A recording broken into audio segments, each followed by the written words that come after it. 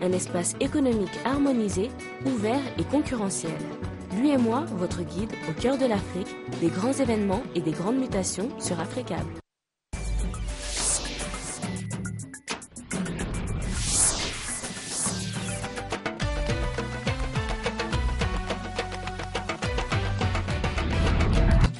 Merci de choisir Africable Télévision pour vous informer. Bienvenue dans cette édition d'information. Voici à présent les titres de ce journal. Au Burkina Faso, les principaux acteurs de la révolution ont rejeté l'offre de la CEDEAO, jugeant trop précipitée la démarche de l'institution sous-régionale. Il revient finalement aux différents acteurs de se réunir pour définir les organes de cette transition. En Libye, l'armée et les forces du général Haftar poursuivent leur offensive contre les milices islamistes à Benghazi, une guerre civile doublée d'une impasse politique et qui s'aggrave encore un peu plus dans le pays. Et puis ce mot de sport, les excuses de Willy Sagnol, l'entraîneur des Girondins de Bordeaux, est revenu sur la polémique en conférence de presse. Il a tenu à présenter ses excuses suite à ses propos. Vous l'entendrez dans ce journal. Bonsoir à toutes et à tous et bienvenue sur la première chaîne panafricaine. Accord à minima au Burkina Faso. Les présidents nigériens Goodluck Jonathan, sénégalais Macky Sall et ghanéen John Dramani Mahama étaient hier à Ouagadougou. Ils ont rencontré l'ensemble des acteurs de la crise. Ils espéraient quitter la capitale burkinabé avec le nom du président de la transition, mais les principaux acteurs de la révolution burkinabé ont rejeté l'offre de la CEDEAO, jugeant trop précipitée la démarche de l'institution. Il revient finalement aux différents acteurs de se réunir pour définir les organes de cette transition. Une élection présidentielle est prévue d'ici novembre 2015. Écoutons à présent le président de la commission de la CEDEAO, Kadri Désiré Ouédraogo. La levée immédiate de la suspension de la Constitution permettant au Conseil constitutionnel de déclarer la vacance de pouvoir et annoncer les processus de la mise en place d'un gouvernement de transition. Deuxièmement, la nomination urgente par consensus d'une éminente personnalité civile pour présider la transition. Troisièmement, la formation d'un gouvernement de transition pour une période d'1 an. Quatrièmement, l'organisation d'élections présidentielles et législatives d'ici novembre 2015. Cinquièmement, la garantie de la sécurité de tous les Burkinabés, y compris les leaders politiques, les membres du gouvernement et de l'Assemblée nationale sortant, ainsi que la protection des droits des personnes et des biens. Toujours à propos du Burkina Faso, pas de consensus pour l'instant sur le choix du futur président de la transition. Les acteurs se sont opposés à la démarche de la CEDEAO, nous l'annoncions tout à l'heure. Les détails avec nos envoyés spéciaux à Ouagadougou, Abdoulaye Bari et Bakary Kenou. Une journée au pas de charge à Ouagadougou. La délégation des chefs d'État de la CEDEAO a rencontré tour à tour les principales composantes de la société burkinabé. Des consultations qui visent à désigner par consensus le président de la transition. C'est la course contre la montre pour éviter que les militaires ne prennent goût au pouvoir et s'installent définitivement 6 jours après la chute de Blaise Compaoré. Les présidents ghanéens, nigérians et sénégalais voulaient obtenir séance tenante le nom de la personnalité civile qui conduirait la transition, mais au Burkina, on ne veut pas se laisser dicter la voie à suivre. Le peuple burkinabé n'a pas de leçon à recevoir de la CEDEAO qui a laissé Blaise Compaoré violer allègrement ses textes sans rien dire. Aujourd'hui, le peuple a pris ses responsabilités. Je pense qu'il faut laisser le peuple burkinabé régler son problème. Au bout d'une interminable journée, c'est un accord à minima qui sort des consultations. Nous avions voulu, dans la journée, mais ce n'était pas évident, avoir ce nom. On se rend compte que ce n'était pas la peine aussi de se précipiter au point de compromettre ce que nous recherchons, raison pour laquelle nous laissons ici l'équipe de négociateurs poursuivre les discussions avec toutes les parties pour un dialogue inclusif, global, qui devra permettre dans quelques jours, vraiment 3 ou 4 jours peut-être, d'arriver à ce consensus pour trouver une personnalité indépendante, une personnalité en tout cas acceptée par tous, qui soit civile, qui pourrait diriger la transition. Chaque entité de la société civile est appelée à proposer 3 noms, parmi lesquels le futur président de la transition est choisi. Au compte de la société civile, 2 journalistes sont en lice. Chérif Si du journal Bendré et Newton Ahmed Bari de l'événement. 2 figures emblématiques de la presse burkinabé, ils ont en commun l'engagement en faveur de l'avènement d'une véritable démocratie au Burkina. Ils n'ont guère renié leurs convictions en 27 ans de règne sans partage de Blaise Compaoré.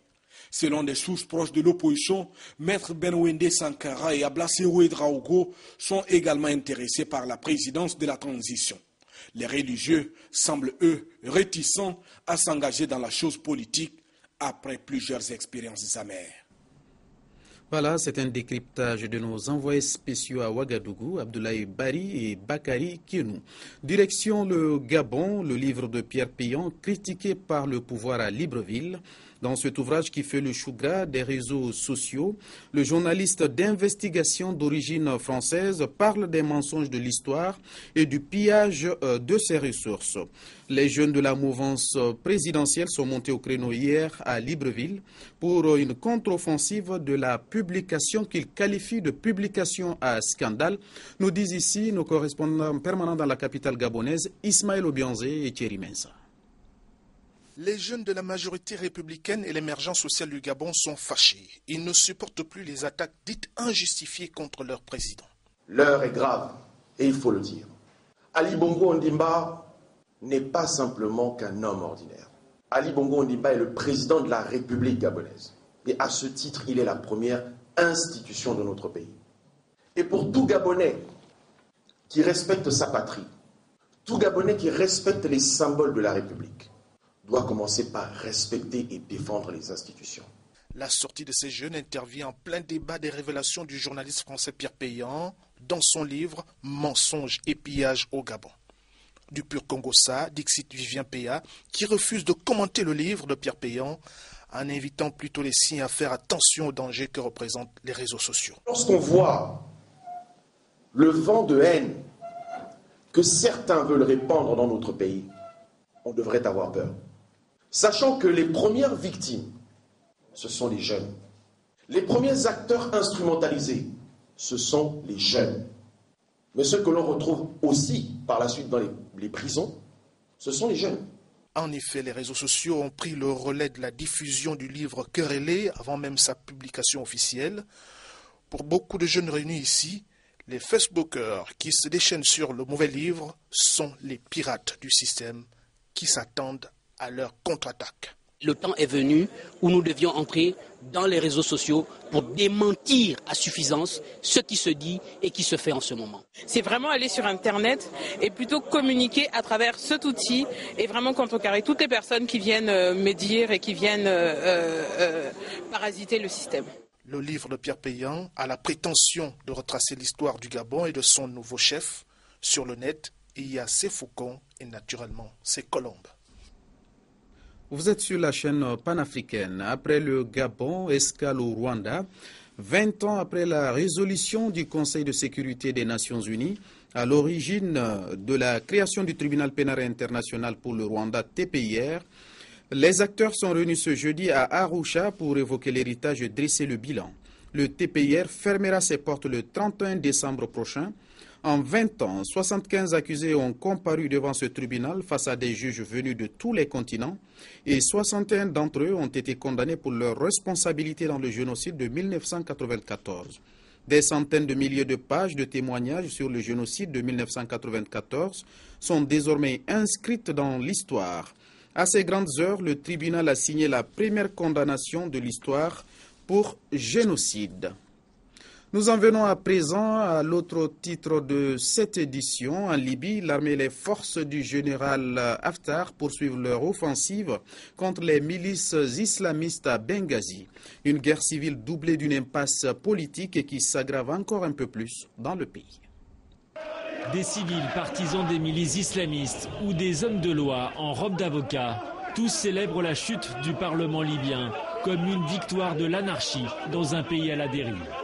La Cour suprême vient d'invalider les élections législatives du 25 juin dernier et c'est sans appel. J'ai statué au nom du peuple. La Haute Cour, à l'issue de ces différentes réunions, décide que les débats sont clos. Le Conseil est terminé. Cette décision fait suite au recours déposé par des députés islamistes, avec effet immédiat. Motif, les députés se réunissaient à Tobrouk et non à Benghazi, comme prévu par la Constitution. Une délocalisation du Parlement qui ne paraissait pourtant pas illégitime. Aujourd'hui, Benghazi est un champ de bataille. La deuxième ville du pays est le théâtre des combats entre les forces pro-gouvernementales et les milices islamistes qui ont pris la ville durant l'été. Des grandes rues où siègent les administrations publiques, aux ruelles des marchés, les mitrailleuses lourdes et les obus résonnent. Jusqu'au port, les forces loyalistes encerclent le centre-ville. Maintenant, nous avons terminé de nettoyer plus de 70% de Benghazi. Nous encerclons les quartiers de Al-Salmani et Ras Adiba. Ces zones sont les repères de terroristes et nous les avons pris en tenaille. Un centre-ville de Benghazi divisé et méconnaissable. C'est dans ces rues qu'étaient acclamés le Premier ministre britannique David Cameron et le président français Nicolas Sarkozy. C'était il y a 3 ans, un autre temps. Nous croyons dans la Libye unie, pas dans la Libye divisée. Pas sûr que les habitants de Benghazi se souviennent encore de cette déclaration. Le Mali, avec la première édition du Café Genre ce jeudi, organisée par l'ONU Femmes. Cette rencontre avait pour but de faire l'état des lieux de la mise en œuvre de la stratégie nationale, du processus de la planification, de la budgétisation sensible au genre au Mali. Diakadi Diatangara, et Daouda Doumbia pour le reportage. C'est pour inaugurer une série de dialogues sur les questions importantes qui concernent la femme au Mali que l'ONU Femmes a réuni ce matin les institutions gouvernementales, la société civile et les représentants des organisations internationales. Mousso Blum, c'est le nom de la première édition du Café Genre. Son objectif est d'échanger sur le processus de la planification, budgétisation sensible au genre au Mali. Les femmes, malgré leur importance dans l'économie malienne, dans le secteur informel comme dans le secteur rural, on voit que lorsque les processus de planification et de budgétisation sont entamés, premièrement, elles ne participent pas. Et deuxièmement, les techniciens qui participent à la confection du budget de l'État n'ont pas toujours les outils nécessaires pour intégrer le genre dans ce processus de planification et de budgétisation de façon satisfaisante. L'idée étant la façon dont les priorités des femmes, les difficultés que les femmes rencontrent au niveau local ne sont pas prises en compte malgré la bonne volonté des fonctionnaires de l'État qui sont à la base de la confection du budget. Pour prouver que le bien-être des femmes et des filles au Mali est au cœur des actions de l'ONU Femmes, l'organisation a dégagé des partenariats solides avec les ministères de la Femme, de l'Enfant et de la Famille et celui de l'économie et des finances pour clarifier les rôles et responsabilités de tous les acteurs impliqués dans le processus de mise en œuvre de la stratégie des PBSG. En effet, la planification et budgétisation sensible au genre est un outil pratique qui permet de prendre en compte les besoins et intérêts des hommes et des femmes dans les politiques et programmes de développement grâce à l'intégration de l'approche genre dans toutes les étapes du processus budgétaire. Il faut que les femmes aient confiance en elles-mêmes, qu'on se dise que tout ce qu'il y a comme défi est à notre portée, donc qu'on se donne les moyens d'y parvenir.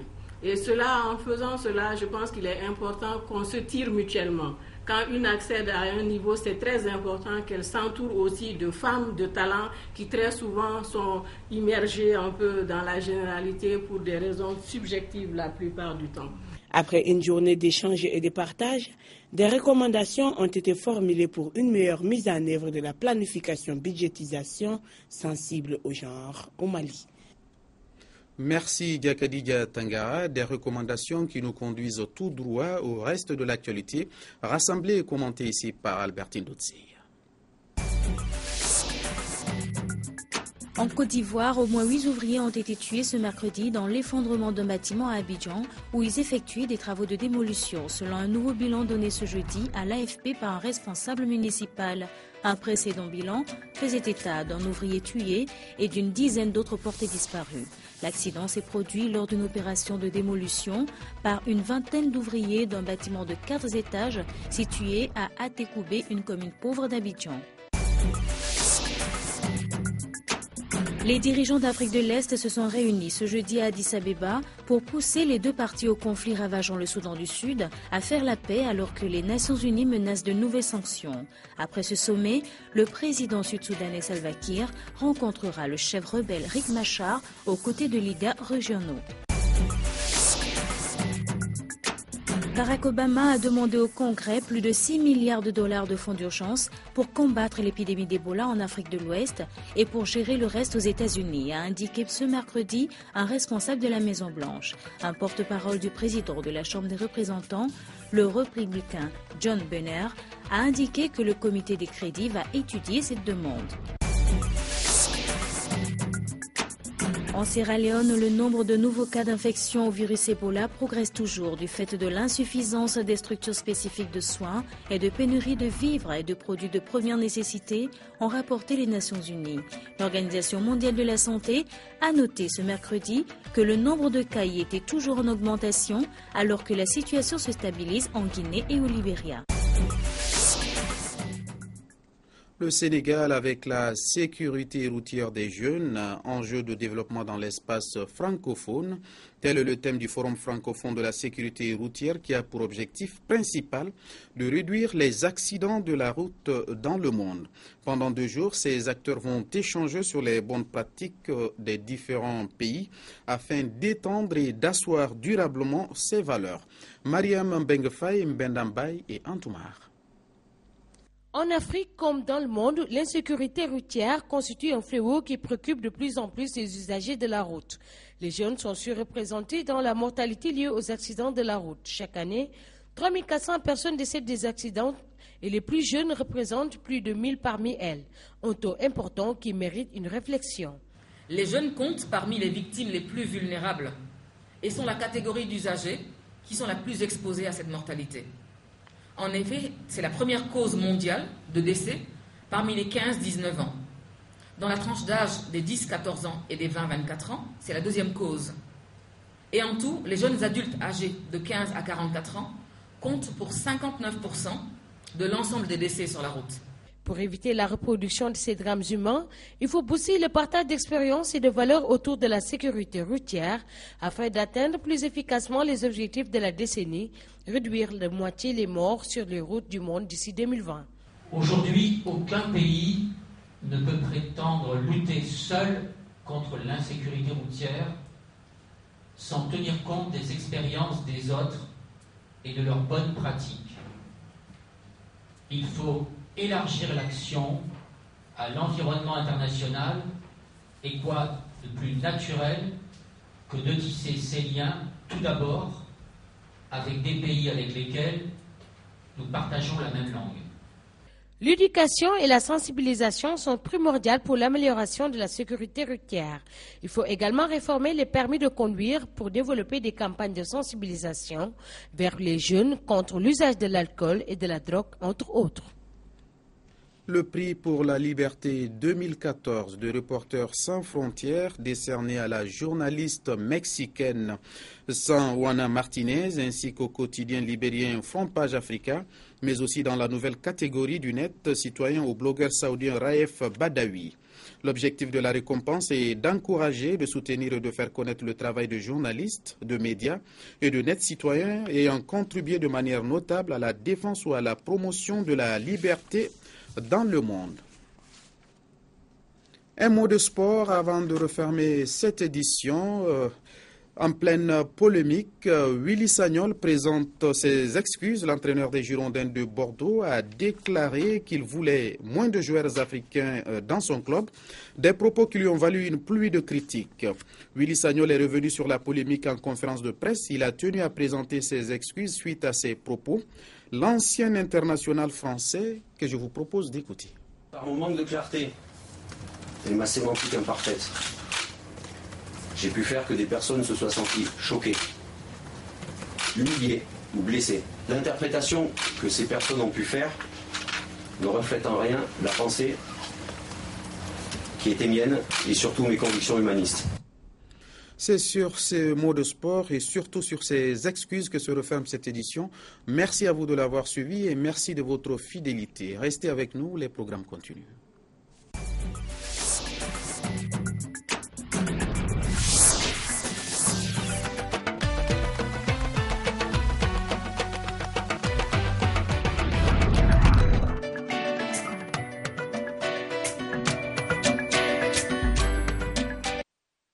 L'UEMOA, l'Union économique et monétaire ouest-africaine. L'UEMOA, 8 pays, un destin commun, un espace économique harmonisé, ouvert et concurrentiel. L'UEMOA, votre guide au cœur de l'Afrique.